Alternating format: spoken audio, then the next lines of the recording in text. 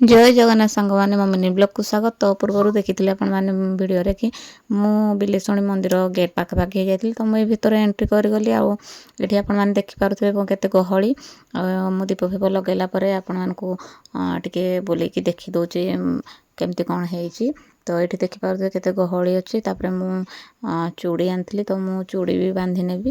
ଆଉ ଏଇଠି ଦେଖନ୍ତୁ, ଏଇଠି ସବୁ ପୂଜା ହେଉଥିଲା, ଯେଉଁମାନେ ନଡ଼ିଆ ଫଡ଼ିଆ ନେଇକି ଯାଉଥିଲେ ଏଠି ପୂଜା ହେଉଥିଲା। ଆଉ ଏଇଠି ଦେଖନ୍ତୁ ମୁଁ ଚୁଡ଼ି ବି ନେଇକି ବାନ୍ଧିଦେଲି ଠାକୁରଙ୍କ ପାଖରେ। ଆଉ ବାନ୍ଧିଲା ପରେ ମୁଁ ଆପଣମାନଙ୍କୁ ଆଉ କିଛି ଦେଖେଇଦେବି। ଆପଣମାନଙ୍କୁ ଦେଖନ୍ତୁ କେତେ ବି ମାନେ ଆପଣମାନଙ୍କୁ ଦେଖିବେ ଏତେ ମାନେ ଗହଳି ଥିଲା, ଏତେ ଗହଳି ଥିଲା, ମାନେ ଟିକେ ବାନ୍ଧିବା ପାଇଁ ବି ଜାଗା ହିଁ ମିଳୁନଥିଲା।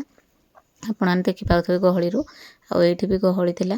ତ ସବୁରେ ମାନେ ଏତେ ଗହଳି ଭିତରେ ମାନେ ପୂଜା ସାରିଦେଲେ ତ ଟିକେ ଶାନ୍ତି ମିଳିଲା। ଆଉ ଏଇଠି ଦେଖିପାରୁଥିବେ କେତେ ଗଞ୍ଜା ବୁଦା ସବୁ ଧରିକି ଏଠି ବଳି ପଡ଼େ, ଯେଉଁମାନେ ମାନସିକ ରଖିଥାନ୍ତି ତ ଏଠି ବଳି ଫଳି ଦିଆଯାଏ। ଆଉ